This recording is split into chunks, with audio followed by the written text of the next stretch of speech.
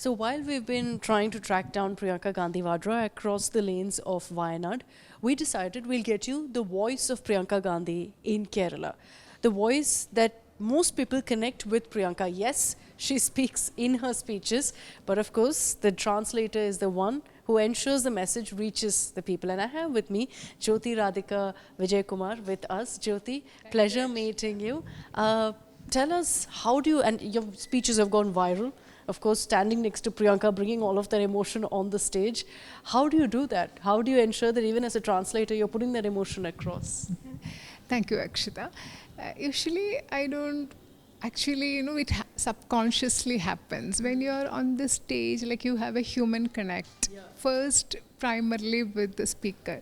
And when the speakers are people, both Priyanka Gandhi and Rahul Gandhi are the people with whom you feel a personal connect, and you like them, and then you have strong belief in the ideology that they are standing for. So that ideological conviction is there. As individuals, you like them. As human beings, you connect with them. And there is this audience who comes there. And they are common, innocent people, especially in Wayanad. They are full of affection, full of love. So, yeah, like, and Priyanka Gandhi and Rahul Gandhi, when they are in Wayanad, and they always say it is like our family. So always that, that ambience is of a family, love, affection. These are the words that are repetitively coming in their speeches.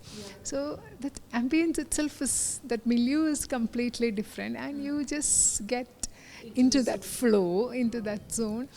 The translator is just a medium, and the connection is between them. So, like, I think you feel their emotions as a human being, and it just naturally comes across. So today, for example, you translated for both Rahul Gandhi and Priyanka Gandhi. I'm going to put you on the spot a bit now. Who's easier to translate, Rahul or Priyanka? It's a difficult question because both of them have different, it is like, both of them have different styles. I first started with Rahulji's speech translation. That was in 2011. So it is the 13th year that I've been translating for Rahulji. Priyanka ji's I started in 2019 when she came for Rahul Gandhi's campaign in Wayanad. Then 2021, this 24 parliament elections, and now. So, like, both of their speeches, almost the same. Choose, come on. But Which is easier for you? Or maybe you're more familiar with Rahul, or you find Priyanka's more relatable? Which is it? No, it is very difficult to answer because, Rahul ji's, I have done it for 13 years. Priyanka ma'am's, it's like 2019 to 5 years. So, but almost the same number of speeches for both. They both have different styles. Rahulji speaks a little shorter sentences.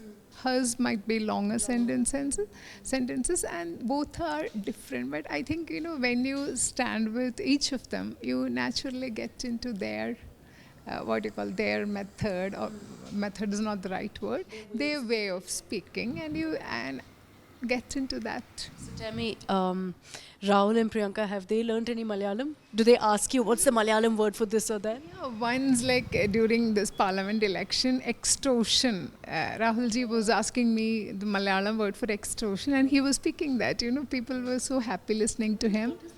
That kollayadikal, that was during parliament election campaign.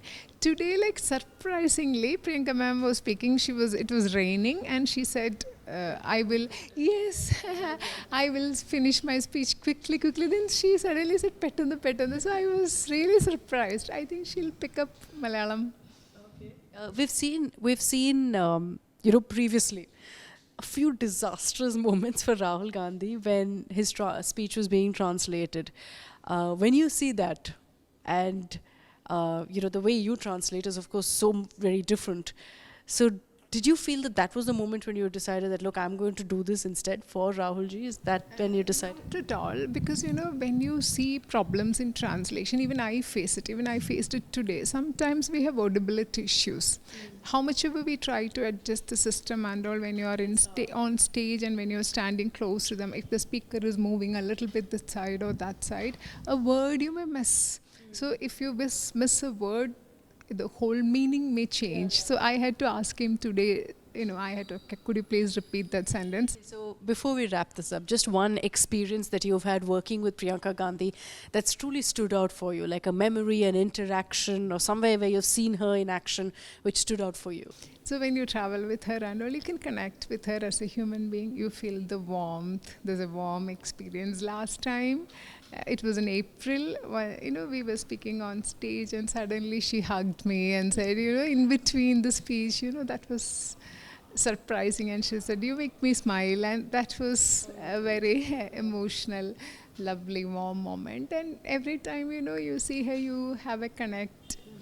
That woman to woman connect is also there, and I do believe I can connect with her as a mom, as a human being, very passionate, committed human being, and her ideological convictions, and the way she smiles, looks at you in between the translation, she looks at you and smiles, and that feels beautiful. What about Rahul Gandhi? What is one moment that stood out with him for you? Because you worked with him for quite some time now. Yeah, it is like I haven't traveled with him much because, for example, I used to do that translation in one location, then there were many people who were doing for him.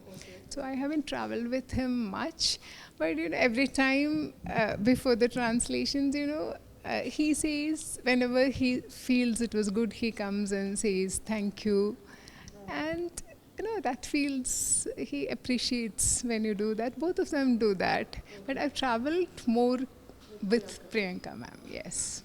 Thank you so much, Jyothi. It was a pleasure meeting you, and all the very best going forward because you have such an important role also in their campaigns.